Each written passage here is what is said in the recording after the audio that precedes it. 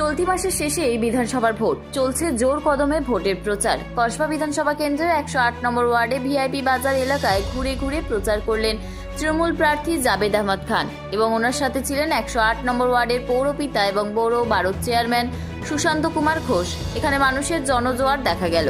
এলাকার প্রত্যেকটা বাড়ি থেকে ফুল ছোড়া হচ্ছিল এবং প্রচুর মানুষ এসে জাবেদ আহমদ খানকে ফুলের মালা পরালেন।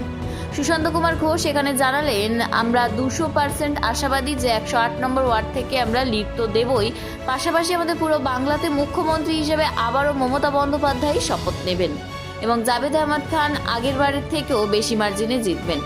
এশিয়া নিয়ে জাবেদ খানকে জিজ্ঞাসা করা হলে উনি জানান, যত মানুষের নাম কাটা গেছে সেটা নিয়ে আমাদের কোনো প্রভাব পড়বে না, প্রভাব পড়বে তবে সেটা বিজেপির ওপর। এছাড়াও আরও কি বার্তা দিলেন শোনাবো আপনাদের।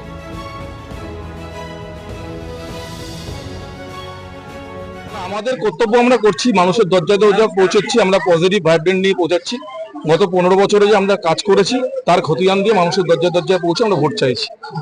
গত 15 বছর এখানকার বিধায়ক সক্রিয়ভাবে মানুষের জন্য কাজ করেছে এবং আমরা যৌথভাবে ডেভেলপমেন্টের কাজ এই অঞ্চলের জন্য করেছি। কলকাতা শহরের সবচেয়ে পিছিয়ে পড়া অঞ্চল ছিল এই সমস্ত অঞ্চল, কিন্তু আজকে এই সমস্ত অঞ্চল কলকাতার যে কোনো ওয়ার্ডের সঙ্গে তুলনা করা যায়। তো এই যে কাজটা করেছি মানুষ আমাদের কাছে খুশি। আশা করছি আগামী 4 তারিখ নির্বাচনের ফলাফলে তার রেজাল্ট আমরা পাবো।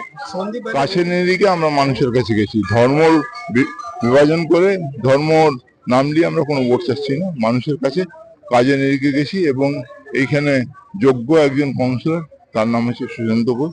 সে মানুষের খুব প্রিয় এবং মানুষের সঙ্গে থেকে অনেক উন্নয়নের কাজ করেছে এবং আমরা आशावादी आगे থেকে বেশি করতে उनको हम लोग क्या कहेंगे कि आप हम लोग हमारे अतिथि हैं, अतिथि की तरह रहिएगा, हम लोग आपका सेवा जरूर करेंगे 4 तारीख को। আপনারা দেখতে পাচ্ছেন যে আমাদের অল ইন্ডিয়া তৃণমূল কংগ্রেসের ক্যান্ডিডেট কসবা বিধানসভা কেন্দ্রের তারা জাবেদ আহমেদ খান এবং তার সঙ্গে রয়েছে এই ওয়ার্ডের পৌরপিতা বড় ভারত চেয়ারম্যান সুশান্ত কুমার ঘোষ মহাশয়।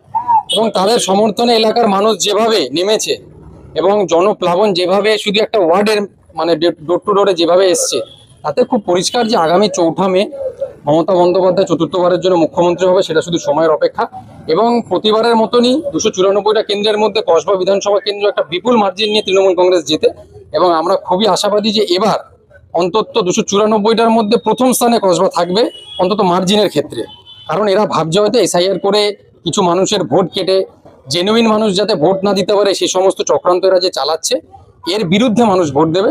কারণ মানুষ ভোট দেবে তার যে প্রতিবেশী নাম কাটা গেছে তার বিরুদ্ধে, যার সঙ্গে আমি একজন মানুষ, আমি যার সাথে বড় হয়েছি, যে আমার বন্ধু, তার যে ভোটাধিকার কেড়ে নিয়েছে বিজেপি সরকার, তার বিরুদ্ধে এই ভোটটা হবে। আর এই ভোটটা হবে হচ্ছে বাঙালির অস্তিত্ব রক্ষার সাথে। দেখুন, আমাদের বিগত দিনে আমাদের যে কাউন্সিলর আছেন সুশান্ত কুমার ঘোষ মাননীয়, উনি কিন্তু অনেক কাজ করেছেন আমাদের ওয়ার্ডে। জাবেদ দাও সেখানে হাতে হাত মিলিয়ে কাঁধে কাঁধ মিলিয়ে ওনার সঙ্গে পাশে দাঁড়িয়ে আমাদের সবার পাশে দাঁড়িয়ে কাজ করেছেন। দেখুন, পুকুর আমাদের এখানে পুকুরটা বাঁধানো ছিল না, পুকুরটা বাঁধানো হয়েছে, পার্ক হয়েছে, এবার সেদিনকে জলের বুস্টার পাম্পও হয়েছে। রাস্তাঘাটের পরিস্থিতি দেখুন কিভাবে উন্নয়ন হয়েছে।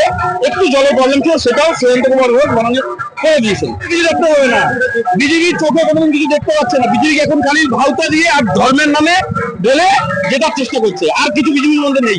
আপনি দেখুন না, বিজেপি যে প্রতিশ্রুতি দিয়েছিল নরেন্দ্র মোদী আজকে 12 বছর আগে, যে ভোটের সময় আসার সময় 15 লাখ করে দেবো, পেয়েছেন ভাউতা। এই যে আজকে বিহারে বলেছে যে আমি তোমাদের জিতে যাও, আমি তোমাদের 3 লাখ টাকা 3,000 টাকা করে দেবো, পেয়েছে।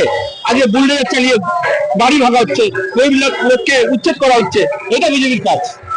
4 তারিখ মামাটি সরকার জিতবে। জয় বাংলা।